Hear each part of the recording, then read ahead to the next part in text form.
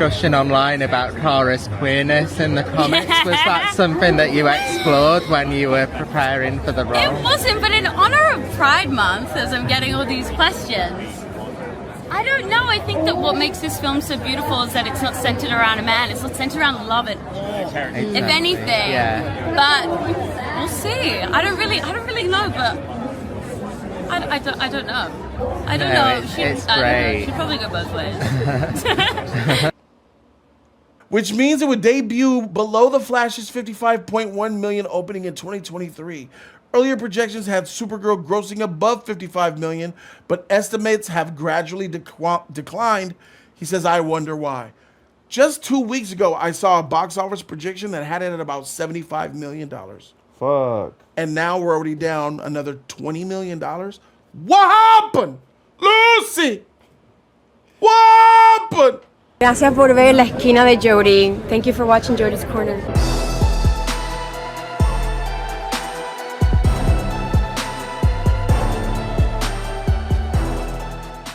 We're going to talk about DC Supergirl because Supergirl is coming out. June 26th is literally 1 week away from being released. And my daughters want to see it, as you guys could tell from my Toy Story 5 review. I want to see it, obviously. But this Supergirl journey has been not as clean as it should be. What do I mean by clean as it should be? A new actress playing a character that we've never seen before in film for like 35, 40 years. And you're reintroducing a character to the masses in the crowd. And DC has low stock and it's a new universe. All of these reasons individually should have been enough to make Millie Alcock's mouth be closed when it comes to certain things about religion, about trolls, about incel culture, about red pill culture, about politics. Some things are taboo for people like her, and I'm all for like voicing your opinion. But when you are a star for a movie, things you say before the movie comes out can cost your movie, literally, I'm not joking, hundreds of millions of dollars. What's the name of the actress that played Snow White? Rachel. The Pink Ranger, right? No, she played Snow White with Gal Gadot, the Snow White. She said some crazy things leading up to Snow White to the point where everybody said, we're not watching your movie. Freak you. And when you attack people by saying men this, men that, women are this, women are that, you're isolating a lot of the fan base. Rachel Zegler. Rachel Zegler. Yeah. Thank you, E-Man. Rachel Zegler cost Snow White. It got to the point where producers and stuff called her and said, shut the hell up. Thank you, Maurice. I see you put it there. She cost Snow White literally hundreds of millions of dollars. That movie ended up flopping. Rachel Zegler's career thrown in the mud, all because of the things that she said. Keep that stuff behind closed doors. If you hate men, keep it to yourself. You better pretend like you love men on that red carpet. If you hate women, you better pretend like you love them. If you don't like gays, you better pretend you're okay with everybody. If you don't like Democrats, you better sound like a motherfucking Obama special at the Roscoe's Chicken and Waffles. You hate Republicans, you better say Trump is just misunderstood. You need to appease the masses, especially when you're doing your promos for your movie. And Millie Alcock, while I agree with some of the things she said, and I disagree with a lot of things she said, she fumbled. She didn't do that. And now here we are a week before Supergirl comes out. A lot of test screenings, a lot of rewrites, a lot of reshoots and stuff, taking things in, taking things out. Test audience with this footage, test audience with that footage. The last time I heard about test screenings, this many test screenings around the Hollywood area, the last time I heard about a movie that did that, do you know what that movie was? I think it was it Thor? Was it Thor? The last time I heard this many test screens were happening around LA was when X-Men Dark Phoenix came out. Oh, see, yeah, I ain't see that shit. So yeah. It's not good company. That many test screens is not a good sign, but it's fine. You know, sometimes, movies go through development hell. They go through these test screens and they end up working out at the end. A la Shawshank Redemption. That's my number 2 favorite movie of all time. Do you know what else went through production hell that turned out to be a classic movie? Forrest Gump. Really? Forrest Gump went through a nightmare. That's crazy. For drama on set, issues with budget, timing, scheduling problems, licensure problems, budget issues. Yes, and Really? Forrest Gump turned out great. Wow. That's why the man won an Oscar for best editing for Forrest Gump. Yeah, Forrest Gump is a great movie, man. So Forrest Gump is one of those movies as well. So there's instances where it's bad, and there's instances where even though that was a problem, it could still come out okay by the time the movie comes out. Will Supergirl be one of those movies? I don't know, because I haven't seen it. I intentionally am not interested in watching no test screens. I'm kind of like over the screening stuff. I just want to watch movies as a fan to give you guys real movie reviews as a fan. Because what I've realized, I think the last screening that I was trying to go to and went to was Birds of Prey back in 2012. What are you doing? Birds of Prey is trash, bro. Really? It's a trash movie. Well, guess what? When I watched it with like Warner Brothers and social media influencers and shit, they were sucking it off. Oh, it's so, I'm just hearing the people around me.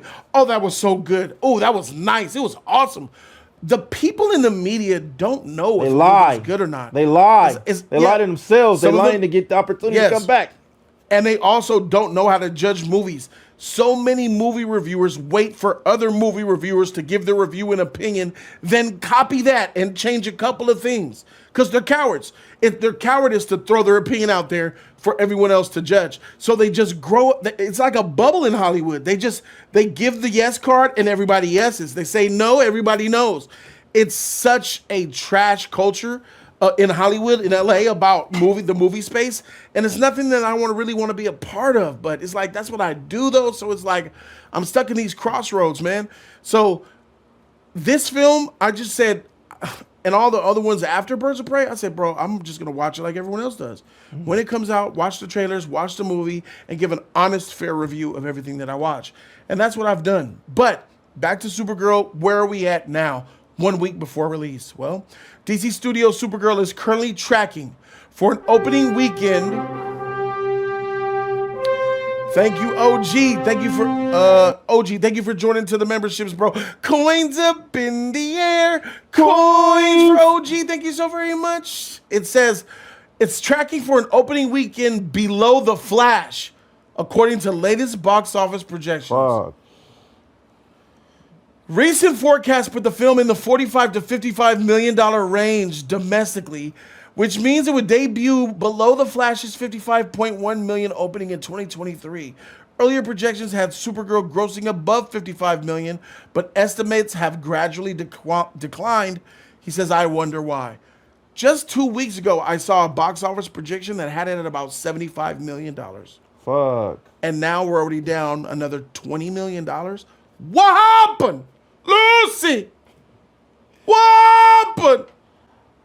I think they realized that a lot of people and a lot of fans are not into this movie. You know, they seen the backlash that they seen on the internet. They seen a lot of people are not happy about this movie. People didn't like the trailer. People can't, you know, there's no high hopes. Like I said, there were high hopes when you saw Superman trailer. High hopes. Everybody loved it.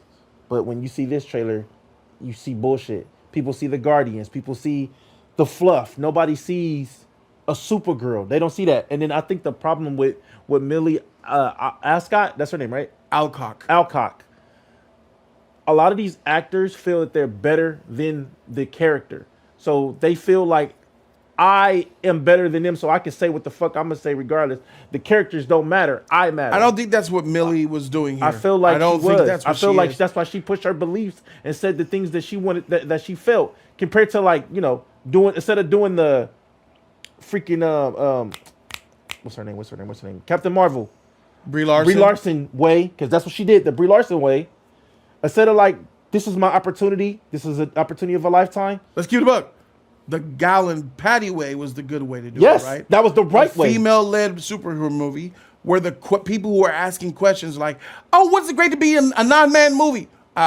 This is for men and women, girls and boys. Gal never would have said, Yeah, I want the little girls to know that it's okay to be a little bit messy. Gal never would have said no shit like that. It's not. I don't have a problem with Millie Alcock saying that it's okay for girls to be messy, because I agree. It's the setup question that was asked to her before she said it. They said, if there's one takeaway you want little girls to come away after watching Supergirl, that's what she said.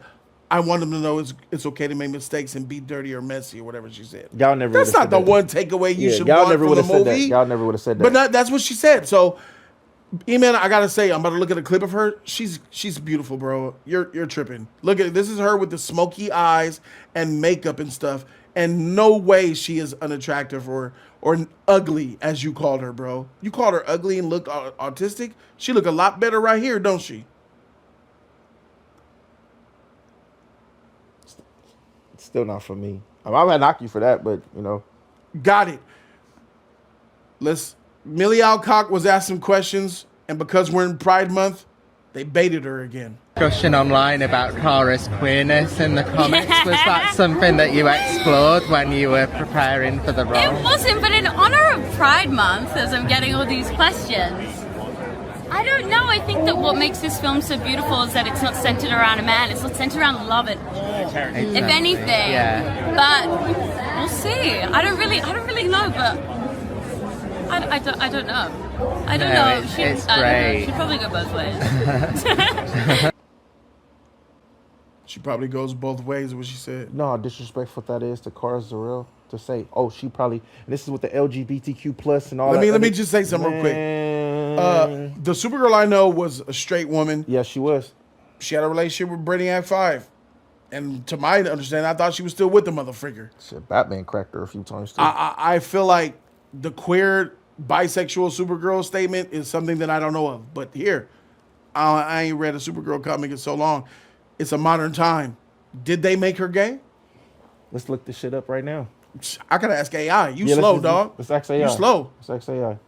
Is Supergirl in the comics a lesbian? No, the main version of Supergirl, Kara Zor-El, in DC Comics is traditionally depicted as heterosexual. However, some alternate... So what the fuck is this bitch talking Alternate about? universe, non-canon shit. What's this bitch talking about, bro? She need to get slapped upside the head. She need to get, bro. Jakaris, this bitch. Jakaris. That's why that's the Supergirl I know is straight, but Kara Zor-El is not gay. Nor is Kal-El. That's like David Cornsworth saying, "Hey, yeah, you know it's Pride Month. Maybe Kal-El is a little bit. Maybe he is touchy. Maybe Lois Lane is just not enough for him. Maybe he needs more." Come on, bro. Miss me with this shit. This female don't know shit about the character. If you don't know shit about the character, shut up. Don't say nothing. If you don't have nothing, if you know what I was saying, if you don't have nothing good to say, don't say nothing at all. She could have did that, but this broad it's not even just putting her own. She basically said that she swings both ways. She just said she bi. Why would you say she's bi if she's a? Oh, she don't know who Supergirl is. She don't. She did no research and doesn't give a shit. She didn't. First of all, what really grinds my gears about this is that I'm willing to wager she didn't even read the Woman of Tomorrow comic. This woman said that she didn't even care to be an actress. She didn't care. James Gunn hit her up, and she was like, "Okay, I don't know, but I guess I'll do it." She didn't care. Yeah. She don't have faith in her own fucking movie. So why would we have faith in her? She don't care about knowing about Supergirl. She don't care about that. She probably the writer who's. But understand that it's Pride Month, and those people on the red carpet are gonna ask those type of questions, and she needs. James, this is an L on you, bro. I'm sorry. She's young and dumb as hell. You need to do your job and PR her to make sure she doesn't say shit like that. Oh, but you're afraid to get canceled because James is afraid to punish her, guide her, give her some feedback. So he looks like the bad guy. So he's just going to let her just say whatever the hell she wants. This is not how you run a movie studio. I got to give at least 50% of the blame to James Gunn for this. I agree with that, but I have a problem with what you say that he's afraid to get canceled. He's been canceled before. Why be afraid to be canceled? No. What? You came to DC. DC is allowing you to be you, to allow you to do your shit. That Marvel shit of being canceled is out the window. Out the window. They DC accepted you. What Marvel wouldn't. Marvel kicked you out. And you're allowing yourself to do the same shit over here. That's the problem.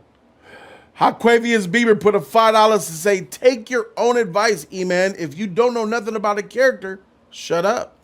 Actually, I do know about the character, asshole. You shut up. Yeah, man. One more time, I gotta hear this. Discussion online about Kara's queerness in the comics. Was that something that you explored when you were preparing for the role? It wasn't, but in honor of Pride Month, as I'm getting all these questions, I don't know. I think that what makes this film so beautiful is that it's not centered around a man. It's not centered around love at all. It's not centered around a man. It's not centered around love at all. Now, let me tell you, as somebody who, it doesn't matter if I read the Woman of Tomorrow comic that this is based on, because this is an adaptation where you could change things and make them better from the comic. But for all intents and purposes, that comic is so much better than everything I've been seeing come out of her mouth. Say that again. And trailers and everything. I think obviously it's going to be another one of those situations where people say the comic was better, because the fact that it's not about love at all, I didn't get that from reading the comic. There definitely is a love found from her perspective of she had a tragic journey and all that, but she finds solace. The fact that you could say there's no love in the movie, it baffles me and it makes me scared. A Supergirl movie without hope and love and a man being it or not, whatever. That's what's crazy to me, especially after we've seen the clips of Cal giving you the bright suit. We wear it because it's bright and colorful to let people know that we're the good guys. Well, if you have no love and it's not a hopeful or have no love in the movie, why even wear the suit at all? Facts. And I understand why she's probably walking around in that goddamn t-shirt and trench coat for so long. A House of L movie, not about love. I'm glad. That's crazy. I'm glad you say that, because the number one of that symbol is hope. And for someone who knows about like her father, her mother, her uncle, what they strived upon of hope and caring and love, she's saying that that's not who Supergirl, that's not who Kara is. Kara is just basically a fucked up, messed up individual who don't care about nobody. Fuck men, fuck love, fuck it all. That's not it. And I have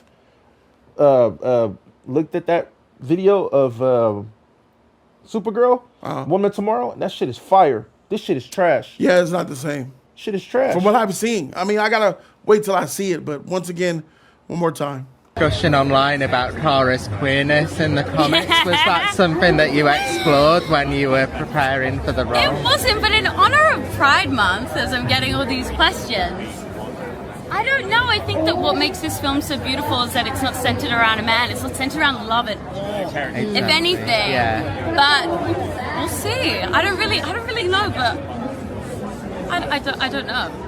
I don't know. It's great. She'd probably go both ways. She probably goes, well, just stop talking. I don't know. Leave it at that. You don't know.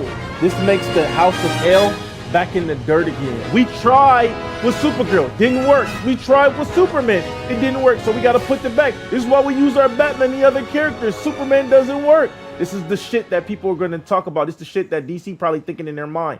We're trying, it's not working out. No, James did this shit. You pick actors who don't have no passion, don't care, don't even give a single thought about what the character is about or who they are, even as an individual person. This person don't show love. This is a white trash bitch to me. I don't get no heart from this woman. I don't get no okay. You sound racist. I don't get no emotional point. You know what I'm saying? I don't have that with her. At least with the actress who played as Supergirl, even though if the movie was trash or not, she showed emotion. She showed some type of feeling to it about the character. How we get somebody in 2026 do this shit and they don't give a fuck? So this is basically the world we live in right now. A world people just don't give a fuck. Yeah. This is trash. Yes. What's the point? That's the world we live in. What is the point of She already told, I'm not as surprised. She already told me she did this for a check. She don't have passion for the character. She's the wrong choice for Supergirl. I make it bad for David. David is very passionate about Superman. Well, then David will be fine. His Superman, different character. Maybe she'll grow up and David could show her the way to becoming better. But the way she acts and shit has nothing to do with David. DC World into a Mad Max territory. This is a quote. It isn't a classic, but it's fun. and it hits most of the targets it aims for. Millie Alcock is a great as the titular heroine, and Momoa's Lobo is a blast. Other big wins are the action, humor, and when it leans into physical production. Another journalist said that the movie looks and plays more like a Mad Max movie, with dirty words, gross villains, and a self-destructive hero. That's a problem. Supergirl should not be having no Mad Max type of feel to it, bro. I mean, it looks like Mad Max if we look at the trailer. With the dudes coming out the motorcycles and all that other shit. The whole world looks Mad Maxian, you know what I'm saying? But and Guardians all together, yeah. I don't have a problem with the first statement, but the second one about, her being a self-destructive hero is going to tie from, her pain, her loss, her alcoholism, and her toxicity and her violence. There was the arm wrestling match where she just broke dude's arm. Yeah. I saw that. She flexed on that, spitting his, broke his shit. So she's upset, she's angry and all that stuff. So Lobo, everybody praises Lobo. It looks like Lobo's going to be tight, because one person who's definitely passionate about his role is Jason Momoa. He loves Lobo. He has been wanting to play Lobo his entire career. Yeah. Sad to me, I don't see enough promotional material from Jason Momoa. I don't know if it's because his schedule is tight. I guess we'll find out later what that was all about. I just expected Lobo to be all over his Instagram page, all over his social media, and see videos of him everywhere talking about Lobo. This shit gonna tank. That's what it is. He knows this shit got problems. I think Jason knows this has problems, so it's no point of I don't want to promote something, even if I'm in it or not, knowing that it's gonna bomb. You know what I'm saying? Let's go to my dog DK. Donkey Kong. He says, Jody is right. James has been canceled before, and he's afraid of being canceled again. I've been in one wreck in my entire life. I'm 100% scared to get into one again. Depending on the situation, it will cause you fear being in that situation again. That's exactly how humanity works. And that's why I understand what you were saying when, he did it again. If you go through something traumatic, you don't want to do it again. So when you said, he's already been canceled, so he shouldn't be afraid, that's weird. He talked about how depressed he was, how sad it was. His friends and life was bad. And that being canceled, he said, gave him clarity. Clarity meaning fear and understanding to never put himself in that position again. For those racist tweets. For those pedophilic tweets. I just figured, because of what happened to him after, the shit that he went through at Marvel and then now DC. DC is the second time DC came for him to ask him to be, the head of DC Studios. And it's kind of I figure, all right, that shit is over. I could be me. I could be myself. I could, especially when he's talking about the stories and everything else like that, I could finally bring the world what I want to bring them without feeling like I'm about to get canceled or all that other shit. But you're saying that he still feels that way, which I feel like that's just a problem because it's bro, you deal with that shit when you were younger. You had to deal with that shit when you had to deal with at Marvel. And if you talked to DC and told them already what was going on and how you felt about this, you shouldn't feel like you should be that anymore. That should be like a breath of fresh air. No. Hollywood is Hollywood no matter what company is, bro. Especially in Hollywood, it's the go along, get along gang out here, bro. It's Team Blue out here in LA, bro. And if your bubble ain't blue, that bubble finna die. And if you ain't with them, bro, this shit is, you'll get ostracized and cast out. That's how it is out here. So no, you're tripping. Let's scroll down to see some more. All right, this one says, unfortunately, Supergirl is a mixed bag for me. As a fan of the comic, I was perhaps overly excited for the film adaptation.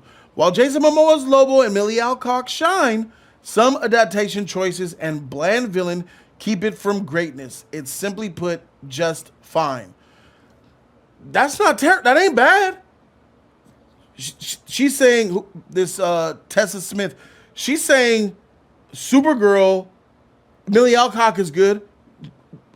Jason Momoa's Lobo is good, but it's mid. It's fine. It's okay. That's not bad to me. I'll take that as a W. Mid is still bad though.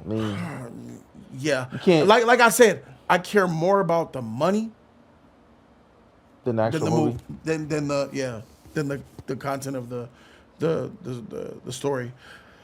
But it even looks like the money ain't gonna be made, bro. Freak my life. Let's keep going. This guy says Supergirl is a lazy gun Guardians humor slop. Weak story, forgettable villain, and worst Furiosa bits. Millie Alcock tries to carry, but cheap CGI, gimmicky action, and lame cameos make it a short but painful watch. Jason Momoa still just plays himself as Lobo. DCU is DOA. Trash. Freak. I believe him. I believe what he said on that, for real. Especially about the tough. Jason part. But Yeah, that's not good at all. None of that from what stuff we he just said heard was with good. Millie don't give a fuck. The trailer looks like what he said. Guardians humor slop. I hope it's not, but it looks that way. We called it. We kept saying it was Guardians. All of us. Yeah. Jody, please click on his account. Okay. Triple combo. Click on his account. You got Superman. Justice League. Joined 6 years ago, 7 years ago. What am I doing? Talking movies. Some Snyder. Maybe the bar was just set way too high by them for both Superman and you look like a cultist. He looked like a cultist. He's probably in the Snyder cult. Oh, I see a lot of. I see a lot of BVS. James Gunn happened. What the freak? Little gal. He's Brace a cultist. yourself. Real DC He a fans. cultist. Another big. Let's throw what he said away. This nigga's a cultist. His opinion means zero for sure. Let me see. Mike Ryan says Supergirl is not at all what I was expecting. I too assumed superhero space movie with needle drops would have had a similar tone to Guardians of the Galaxy or even Superman. Instead, it looks and plays more like a Mad Max movie with dirty worlds, gross villains, and a self-destructive hero. Okay, this guy Chris says, if you threw Guardians of the Galaxy, True Grit, and Mad Max into a blender, with a DC blender, you'd get Supergirl. Damn. A grimy, funny, yet surprisingly somber space adventure. Millie shines, especially when we get into Kara's tragic backstory, but Jason Momoa is having a fragging time of his life as Lobo.